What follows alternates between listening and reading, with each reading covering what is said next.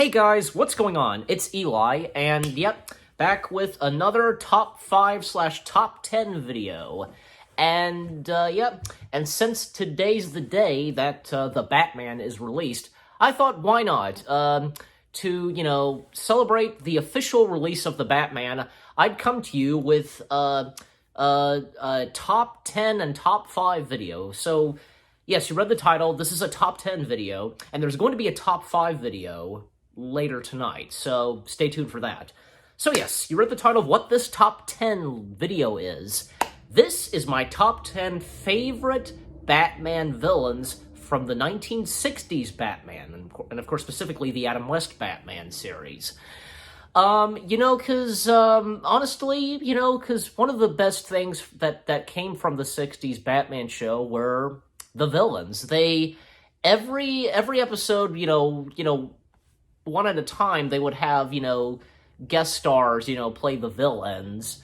And, sometimes a villain would just appear once, and most of the time villains would appear, in all 3 seasons, once in a while, would come back. Like, specifically, of course, like those of, say, the Riddler, Joker, Penguin, Catwoman, and, Mr. Freeze. So, yeah. So, anyways, so with all that being said, let's dive right into my top 10 favorite Batman villains from the 60s Batman show. Here we go. The Clock King, played by Walter Slezak. Now, okay, the Clock King, now, as I recall, even before I started recording this, he actually, the Clock King is one of those Batman villains from the comics, and even the Clock King would go on to appear, specifically, of course, in animation, of Batman. But in live action, in the 60s Batman show, he was played by Walter Slezak, and, Walter Slezak played the Clock King one time on the 60s Batman show, and that was the only time we ever saw Clock King. The Clock King, I gotta say, is an interesting villain, because the Clock King's purpose is, well, time, and I guess, as I recall, I did watch, the two-parter episode, because, part 1, part 2, of, the episode centering on Clock King. Clock King was the main villain of those 2 episodes, where Clock King's purpose is, time, and I guess, he steals, clocks and, from museums, I guess. Yeah, as I recall, museums. But, that episode was not that bad, and, sometimes, with villains, goons, they'll be wearing these kind of shirts or outfits, and, Clock King's goons, they have shirts that, have watches on them, printed on their shirts. And I want to say maybe their hats had clocks on them. I don't think so. Probably it was just the shirts. One thing that I have to mention from that episode is, when Batman and Robin in the Batmobile, they pull into a drive-in restaurant, or I want to say, and they're offered, say, Bat Burgers. And that's what they made, that's what that restaurant made, Bat Burgers, in honor of Batman. Which I guess that's nice, but, it's one of those silly moments in the Batman series, no doubt about it. But, and even, say, the cliffhanger where, Clock King has Batman and Robin trapped in an hourglass, and, Clock King's dialogue, time is going to kill you, and, I gotta say, the Clock King was an interesting villain, in the 60s Batman show, and he was one of those villains that just appeared once. He only had 2 episodes, being a 2-parter, so, yeah. So I think that the Clock King was an interesting villain, so that's my number 10 favorite, Batman villain, the Clock King.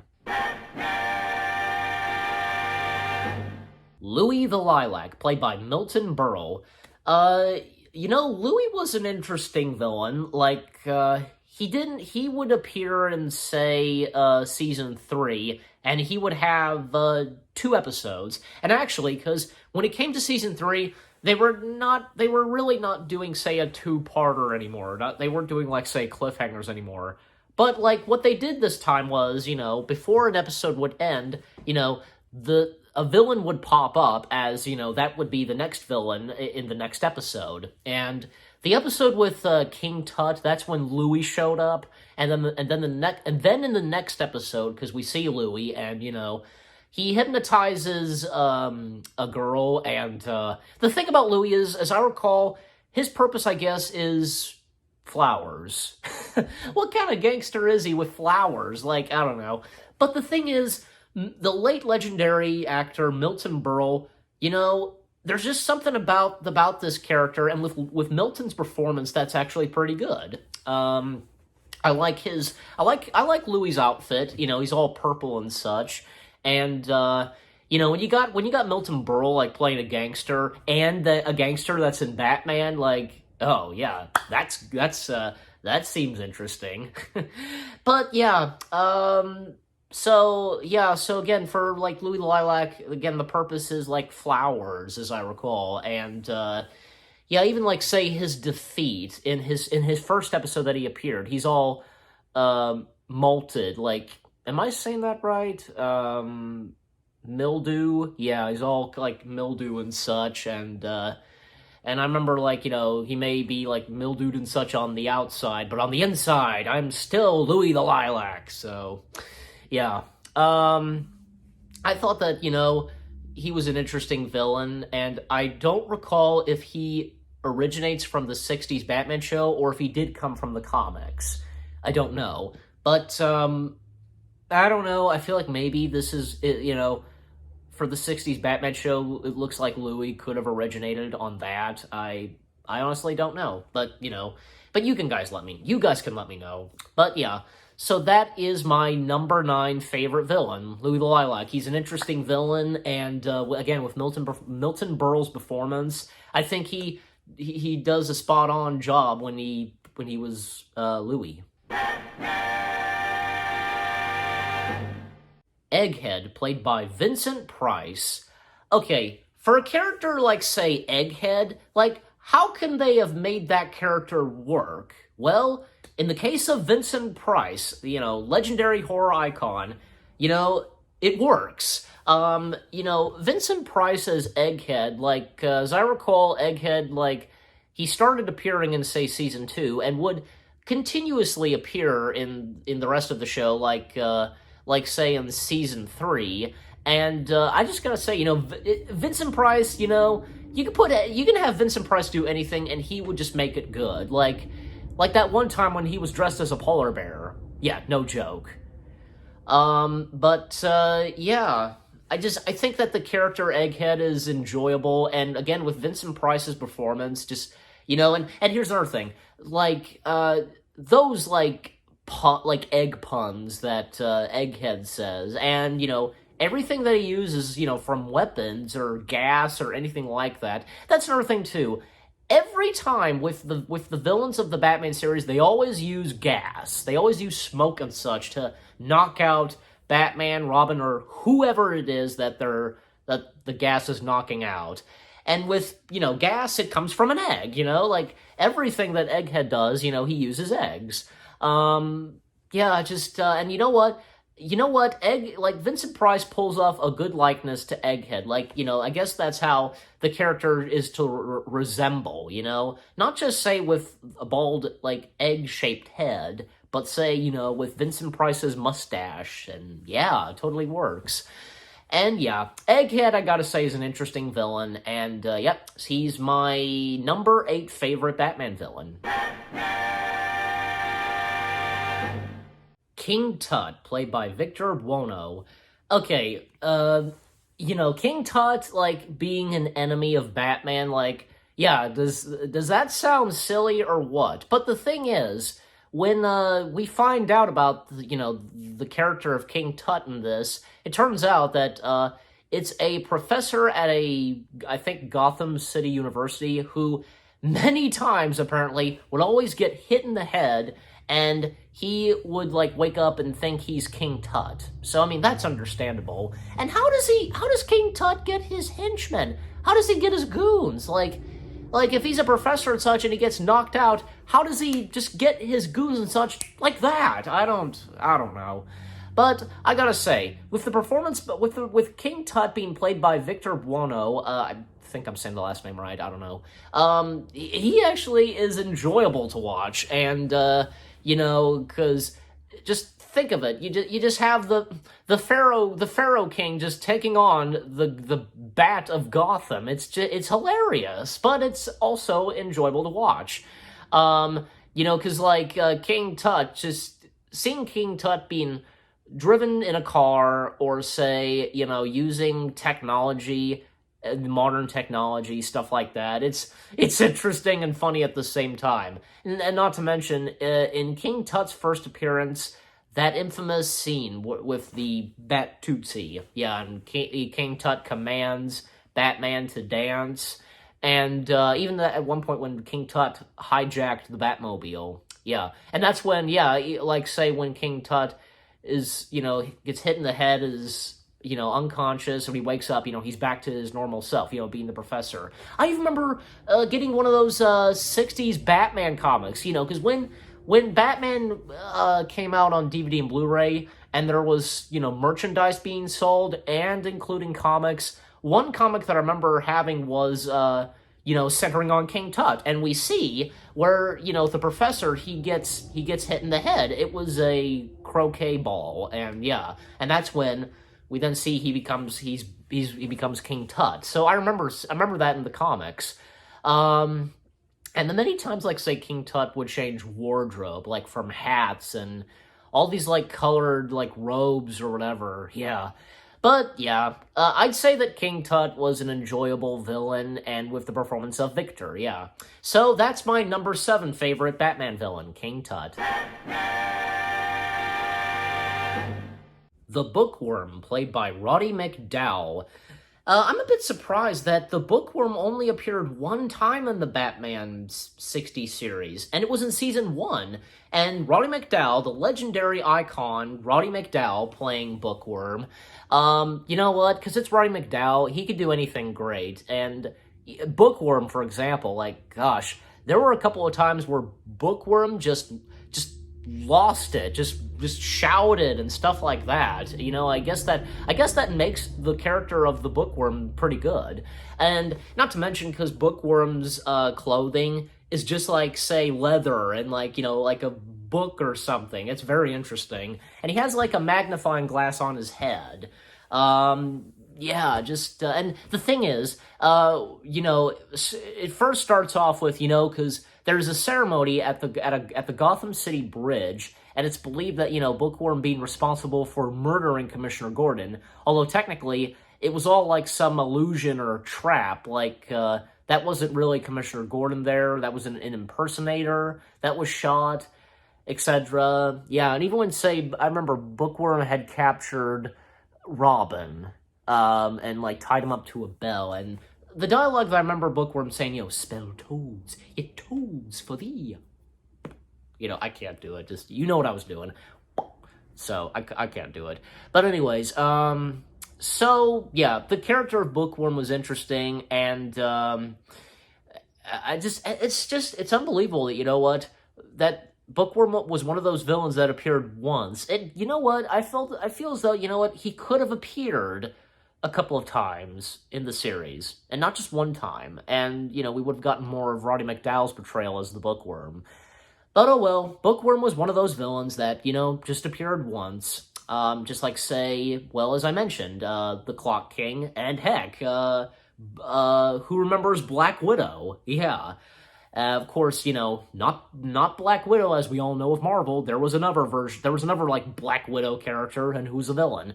Okay, but anyways, so that's my number 6 favorite Batman villain, and that being, of course, the Bookworm. Catwoman, played by Julie Newmar.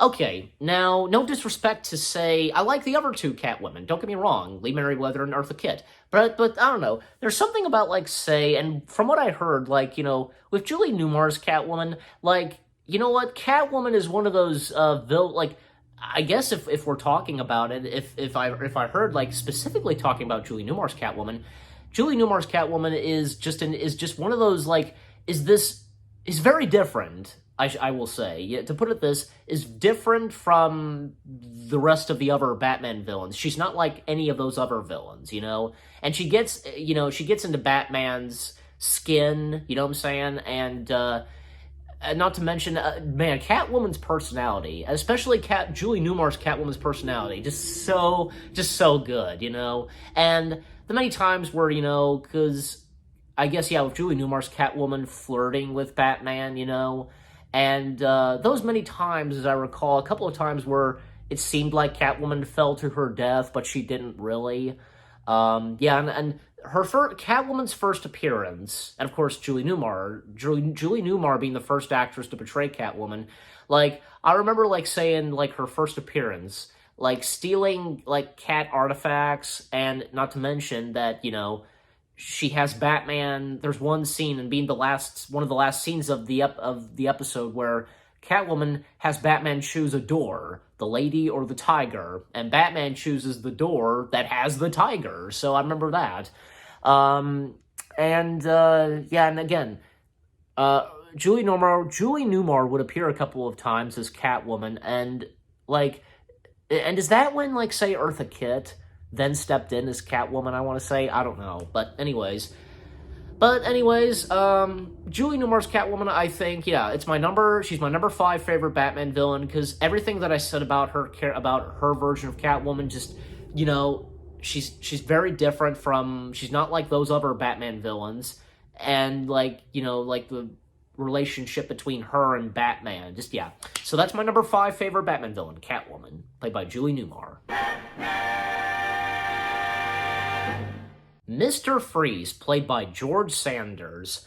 Yeah, so I think as though that, yeah, George Sanders' Mr. Freeze has to be my favorite Mr. Freeze from the 60s Batman show, and be number 4. And no disrespect to the other two Mr. Freezes. After George Sanders, there would be 2 other actors portraying Mr. Freeze.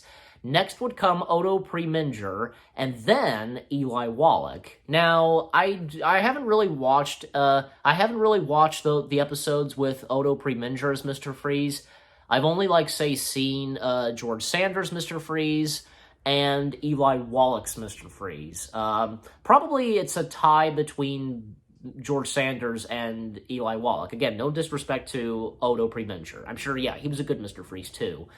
But with George Sanders' Mr. Freeze, and again, if I hadn't mentioned this already, he is the first actor to portray Mr. Freeze. His Mr. Freeze is very interesting, because we all know that with the look of Mr. Freeze, like the blue face and stuff, you know, the makeup or whatever. But George Sanders' Mr. Freeze doesn't have that at all. Like, he has the suit, but just doesn't have, like, say, like, a blue face or anything. And I like how, you know, because Mr. Freeze, George Sanders playing Mr. Freeze, like, of course, his Mr. Freeze, of course, appearing in Season 1, his Mr. Freeze, one thing that's cool about his Mr. Freeze is that he has a device, like, where his hideout is, he has a device where he can change any part of the room from cold to warm, and especially because when it comes to his goons and Batman and Robin, yeah, it's very interesting. I like that. And of course, yeah, George Sanders, the accent that he has for Mr. Freeze, which, to be honest, I think Mr. Freeze had always had that kind of accent, and of course, mentioning Arnold Schwarzenegger's Mr. Freeze, you know, like, Mr. Freeze always had that kind of accent. But there were a few times that Mr. Freeze just had a regular, like, American accent, like when it came to, like, say, the Batman animated series. Yeah. But anyways, so I think that George Sanders' Mr. Freeze was pretty interesting because of how this Mr. Freeze was portrayed. He is not blue or anything, and the technology he uses, very interesting, and another thing, how, like, he freezes stuff, like, yeah, it's pretty interesting, and, alright, like, for, like, his, like, when it comes to, like, Mr. Freeze's suits, like, okay, to me, like, that's part of his character. How can he, like, step outside and not, like, have a suit on? Because if he leaves, like, his, like, a room where it's supposed to be, where the temperature's supposed to be, if he would leave that section or whatever, then he would just be slowly dying, you know? But yeah, but with all that being said, yeah, I think that George Sanders' Mr. Freeze was a good Mr. Freeze, and again, the other Mr. Freezes from Odo and Eli, they were good too. But yeah, but for number 4, George Sanders' Mr. Freeze is my favorite, so that's my number 4 favorite Batman villain, George Sanders' Mr. Freeze. The Riddler, played by Frank Gorshin. Of course, because, why? Of course, I love Frank Gorshin's Mr. Freeze. You know, because Frank Gorshin is the one person, like, and because he was the first ever actor to portray a live-action Riddler, he nailed that character. He made the Riddler one of the best Batman villains of all time, and one of Batman's, you know, top arch enemies. Because as I recall, like, when it came to the comics and before the Batman 60 show, the Riddler kind of wasn't one of the top best Batman villains, but Frank Gorshin nailed it and proved so for the Riddler. There's just something about the Riddler that's fantastic, from Frank Gorshin's personality of the Riddler to his laugh, you know, I could do a little of it, to the riddles that he gives out for Batman and Robin. Just, it's amazing. And the many, like, wardrobes that Riddler has, like, I want to say that I kind of like the wardrobe he has where, you know, he has a jacket on that with, you know, that's green and black question marks, and the hat he wears. That's probably one of my favorites. Like, I like the other wardrobes he has, like when he has, like, the, like, light purple mask, you know, and also, the last time that, if I'm correct, like, Frank Gorshin would betray the Riddler was in 1979 in the Legend of Super Friends, and that and the Riddler costume he was wearing was actually Riddler's first ever costume when Riddler made his debut in the Batman comics, which that was pretty cool. But I'm sure, you know, one of the few good things that I'm sure came from that underrated, like, DC film or whatever, was probably Frank Gorshin's Riddler. Because, come on, Frank Gorshin, it doesn't matter, because, you know, he's still good, he was still good as the Riddler, without a doubt.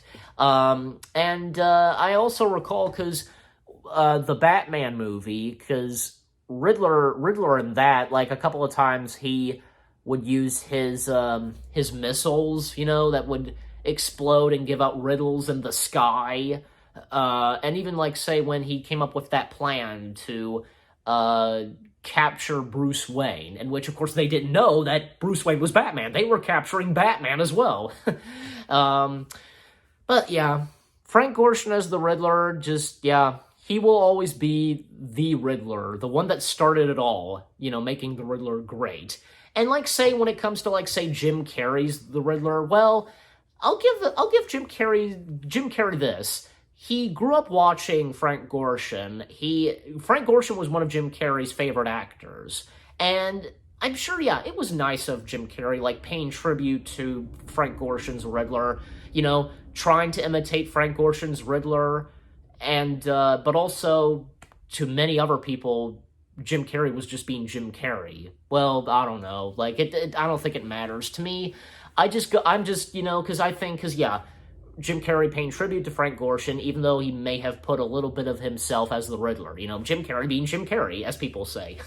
But with all that being said, number 3, Frank Gorshin's Riddler is just my number 3 favorite Batman villain, and of course, yeah, he is definitely on the top. Yeah, he's one of the best. The Joker, played by Cesar Romero. Yes, of course, another great villain from the Batman 60 show, Cesar Romero's Joker. And yep, once again, because Cesar Romero being the first ever actor to portray the Joker, Cesar Romero just nails at the part of the Joker. And not to mention, because, you know what, of course, many people are familiar with this, like, the infamous thing where, like, you know, Joker has a mustache, and, you know, like, the makeup trying to cover Cesar Romero's mustache, because, fun fact, Cesar Romero refused to shave off his mustache, as Cesar Romero said that, you know, it was like his signature, like his icon, made him an icon, or I want to say signature, yeah, but just throughout the seasons, even when, say, season 3 got a little silly, Cesar Romero was still great as the Joker. Not to mention, I remember this, Cesar Romero, well, of course, the Joker, there was an episode where the Joker was in a freaking flying saucer. Who remembers that? It's silly, but I don't know. But I'm sure still that, Cesar Romero, he was still great as the Joker. Even if, say, an episode centering on Joker was him flying in a flying saucer. God. But yeah, and especially, his iconic laugh, how he does the laugh, because that's the thing. Every Joker has their own kind of laugh, how they do their laughs. And of course, with Cesar Romero's Joker, it's, it's like that, So yeah. And especially because, Joker's wardrobe, very bright pink and, very bright green, I want to say. And not to mention, oh gosh, there was one time when Joker almost found out that Bruce Wayne was Batman. A little fight between Joker and Alfred, and then he finds that room where the red telephone is and that bust is, and, there's the switch, and, Joker mistakes it for, a secret passage, and when Alfred activates, emergency, bat pole, and, it lifts Joker back up, it's pretty funny. It is, someone get me off this crazy contraption, I can't breathe. Yeah, pretty funny. Pretty funny stuff. And there was one time when Joker and Penguin did team up. Aside from the Batman movie, when you had all of the 4 best villains, in the series itself, Joker one time teamed up with the Penguin, and then one time teamed up with Eartha Kitt's Catwoman. I remember that. So, yeah. But in closing, the last thing I gotta say about Cesar Romero's Joker, he is the best, and, Cesar Romero is the one that just made Joker just terrific in live action, and for the rest of the Jokers that we would get for years to come. Just, yeah, Cesar Romero was a great Joker, and for him being my number 2 favorite. Have you heard this one? It'll kill you, Batman. Alright, now before we get to number 1, here are a few honorable mentions. The 2 Catwomen, Lee Merriweather and Eartha Kitt. They were great. Lee Merriweather played Catwoman one time, and that was in the 60's Batman movie. And when it came to season 3, Eartha Kitt then started playing Catwoman. And as I mentioned, there was one time when Eartha Kitt and Joker did team up. So Eartha Kitt was a great Catwoman, and not to mention, when it came to, say, The Emperor's New Groove, when, Yzma turned to do a cat, clearly that was a nod to when Eartha Kitt played Catwoman. Without a doubt, it was a nod to that, and just, well done, Disney. Well done, and well done to the people who worked on The Emperor's New Groove. You did a spot-on job on that. I'm pretty sure Eartha Kitt got a good kick out of that. Anyway, so, continuing on, also, Falseface. He was a pretty interesting character, I want to say. His face was plastic or whatever it was, and he was a master, in disguise. Yeah, and I find it pretty funny because in part 1, it's not revealed who the actor is portraying him, but then when it comes to, part 2, we then find out who it is, literally, because, his name not being revealed in part 1, it's a question mark. Gosh. But anyways, and if there's any others that I'm forgetting to mention, I don't know. Well, yeah, also, Eli Wallach's Mr. Freeze. Yes, Eli Wallach's Mr. Freeze I thought was pretty good too, and God, I really also need to watch,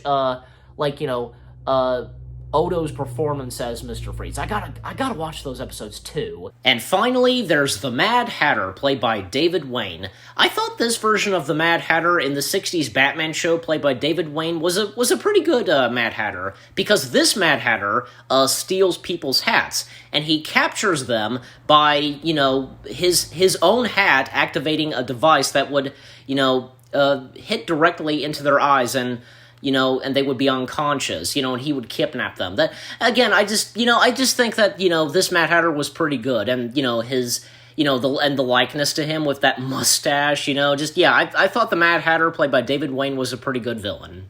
Now, let's dive right into number 1. The Penguin, played by Burgess Meredith. Yeah, the Penguin was another one of, the best villains from the 60s Batman show, specifically, in the 60s Batman show, and being portrayed by Burgess Meredith.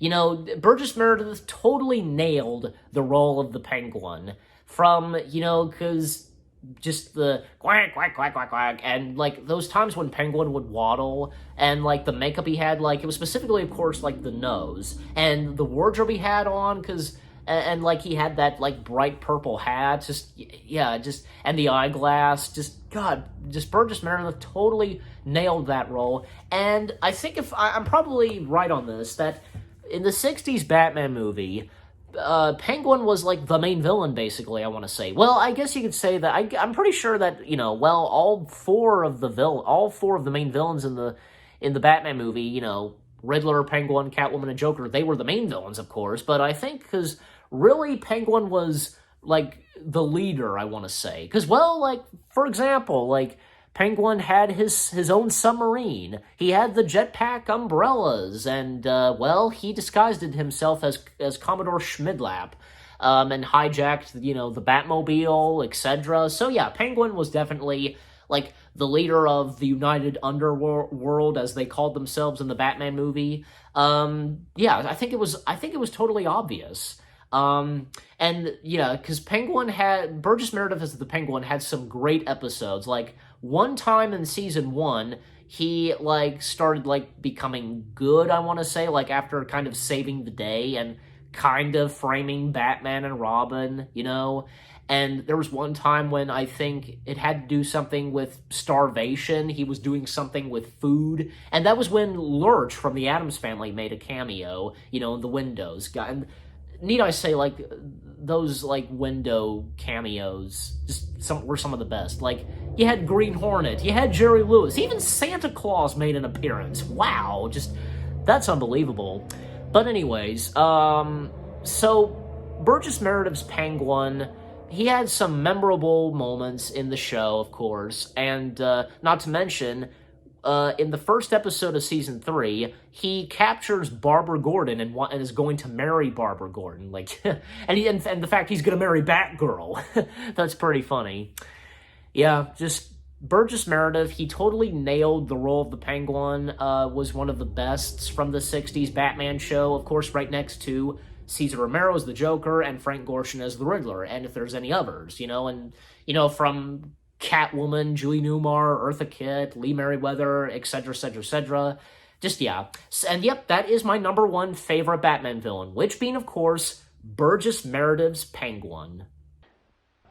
There are 2 eggs this wily bird is going to scramble.